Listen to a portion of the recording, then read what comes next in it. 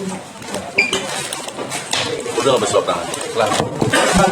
Ada di bawah. Ada di bawah meja selop tangan. Meja itu nggak ada.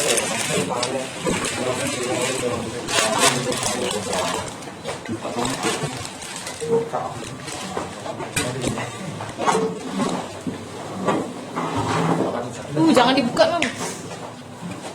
Jangan. Jangan dibuka. Nggak buka keluar aja di luar tapi tetap membungkus dia. Ya keluarin aja dong, nggak apa-apa. Aja ya. Kalau ini baru mau nih. Sendiri aja. Tapi tetap membungkus. Nah yang itunya jangan itu biarin yang ini aja. Ya. Ini biarin. Ya. Itu kau. Damping sebenarnya dong kalian. Enggak, damping saya. Kan Saya gini enggak ketemu. Ah, pas. ini angkat dulu. Hah? Enggak pakai slop. Udah. Masih diambil. Oh, pakai slop aja nan. Iya, Tunggu santai.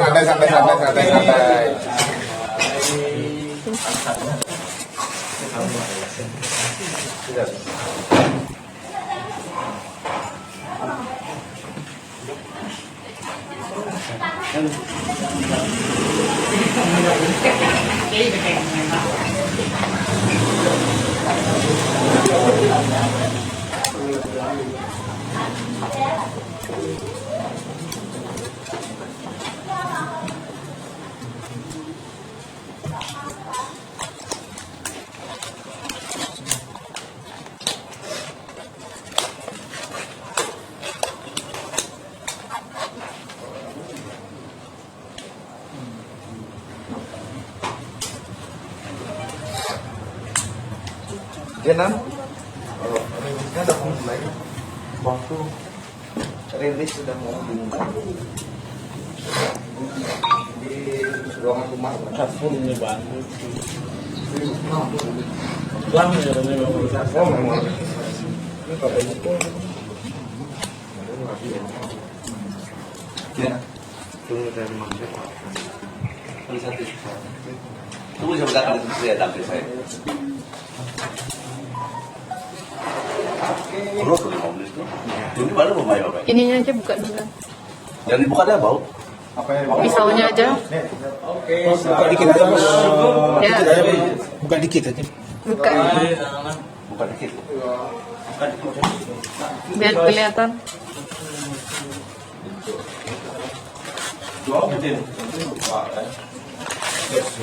Ya. Oke, bisa dulu. Sudah ya. Belum kan? Sudah. Udah. Saya masukin aja ya. Nah, ini bau.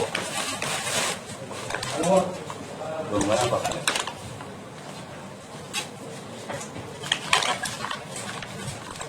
Oke, beli juga nanti lihat jam 10 ya. Jam 11 ya. Apa lagi? Langsung siap mulai. Ya.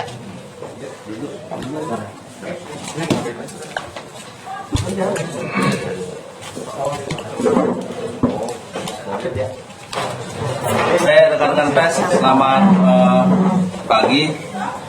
Rilis hari ini saya mewakili Kapolres Buleleng. Mohon maaf Pak Kapolres Buleleng sedang ada tugas. Kemudian begitu juga dengan Kasat Reskrim sedang ada tugas, sehingga saya mewakili pimpinan melaksanakan rilis pada hari ini terhadap dugaan kasus menghilangkan nyawa orang yang dilakukan oleh suaminya sendiri ya. Jadi kejadian ini terjadi pada tanggal 28 Oktober 2022 pukul 01.30 WITA di rumah terduga pelaku sendiri yang beralamat di Banjardinas Daud Margi, Desa Titisari, Kecamatan Banjar, Kabupaten Buleleng. Hubungan mereka inilah suami istri yang sah. Dari perkawinan ini memiliki seorang anak, dan kejadian ini berawal dari dugaan rasa cemburu bercampur dengan emosi yang ada pada diri terduga pelaku, sehingga sore hari sebelum kejadian terjadi cekcok, pertengkaran mulut, tetapi si korban tidak meladeni pecahan omelan yang disampaikan oleh suaminya. Kemudian tidur bersama sekitar jam 20.00 itu masuk ke kamar tidur bareng. Pada saat dini hari si terduga pelaku terbangun dari tidurnya, langsung melakukan perbuatan menyekat hidung, mulut, dan mencekik leher korban sehingga korban tidak berdaya. Tidak puas sampai di situ, melihat istrinya sudah tidak berdaya, si terduga pelaku ini keluar ke gudang yang tempat penyimpanan alat-alat perkakas milik terduga pelaku, mengambil sebuah alu, itu alat penumbuh padi. Kembali ke kamar, langsung melakukan pemukulan di bagian kepala sebelah kanan korban sehingga korban mengeluarkan darah. Kemudian alunya disimpan kembali di gudang. Kembali si terduga pelaku mengambil sebuah senjata tajam. Kemudian langsung kembali menggorok leher korban dengan menggunakan senjata tajam sehingga korban menurut pelaku benar-benar sudah meninggal dunia. Kemudian pelaku meninggalkan rumah, menyampaikan peristiwa ini kepada pamannya yang ada di daerah Sambangan. Kemudian pamannya lapor dan dengan sigap unit Buser Satreskrim Polres Buleleng melakukan pengamanan terhadap pelaku dan sampai sekarang pelaku masih diamankan di Polres Buleleng. Demikian. Korban dalam kondisi hamil berapa bulan? Ya benar, dari hasil pemeriksaan visum yang disampaikan secara lisan ke penyidik bahwa korban sedang mengandung bayi anak diperkirakan umur kandungannya 7 bulan. Kemudian kandungannya ini pun juga dinyatakan oleh dokter sudah meninggal dunia. Artinya ada 2 Nyawa yang dihilangkan. Ya, dilihat dari peristiwa ini, di samping istri korban sendiri secara langsung juga menghilangkan nyawa korban yang ada dalam kandungan. Pasalnya jadinya? Pasalnya ini kita sangkakan dulu dengan pasal perencanaan 340, diuntukkan ke 338, diuntukkan ke 351 ayat 3, dan juga pasal khusus KDRT yaitu pasal 44 ayat 3 Undang-Undang 23 2004 tentang KDRT. Itu sudah sekalian dengan menghilangkan nyawa janin ya? Untuk semuanya. Kondisi korban pada saat melakukan perbuatannya gimana? Mabuk atau gimana? Menurut keterangan terduga pelaku, dia waktu itu terbangun dan langsung melakukan perbuatan itu dalam keadaan tidak terpengaruh minuman alkohol. Kalau berapa lama nikah, Nak? Dari 2017 kalau tidak salah. kalau luka 2007 ya. luka di lehernya itu ada berapa senti dan? Itu kita secara pastinya akan menunggu hasil visum RDP dari dokter ya, dari rumah sakit ya. Jadi kita belum berani memastikan berapa senti karena yang bisa menentukan itu adalah nanti hasil visum secara resmi. Nyaris putus. Itu pun kita menunggu hasil nanti visum dari rumah sakit ya. Dan korban Penyebab kematiannya juga kita menunggu visum dari rumah sakit karena kita sempat otopsi. Mencari Melawan kemana? korban tidak berdaya, dia tidur. Oh. Ya, pada saat itu dia tidur lelap. Pada saat dicekik itu udah meninggal dunia dan Lemas. Pingsan. Lemas, pengakuan terduga pelaku lemas. Berapa kali Setelah dipukul berapa berarti kali masih dipukul yang pakai 3 kali melakukan alu dan langsung didorong. Berarti pas dipukul pakai alu ini korban diperkirakan sudah pingsan. Menurut terduga pelaku, korban masih diduga masih hidup. Jadi untuk menghilangkan biar korban tidak tersiksa, untuk keterangan pelaku ya, korban tidak tersiksa hanya digoroklah korban biar meninggal dunia. luka orangnya cuma satu dan satu. Iya.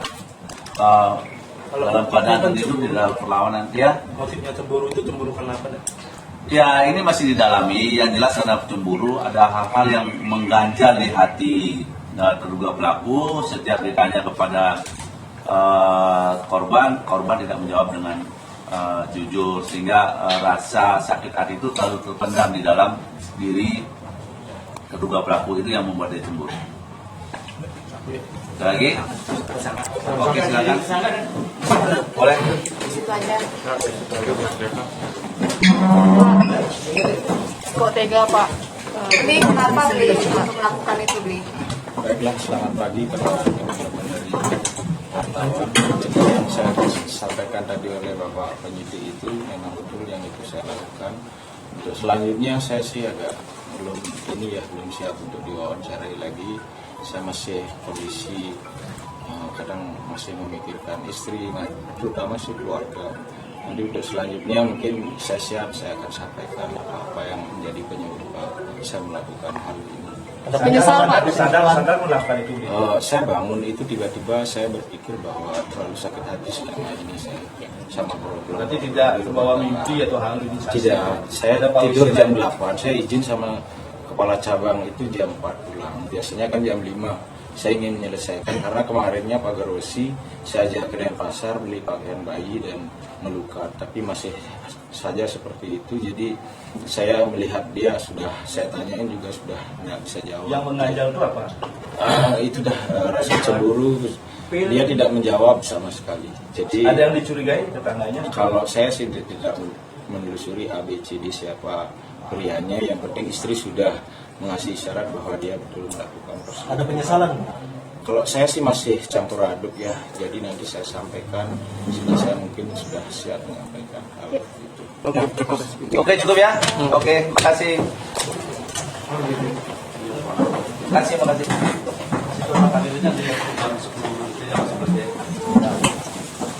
Thank you ya.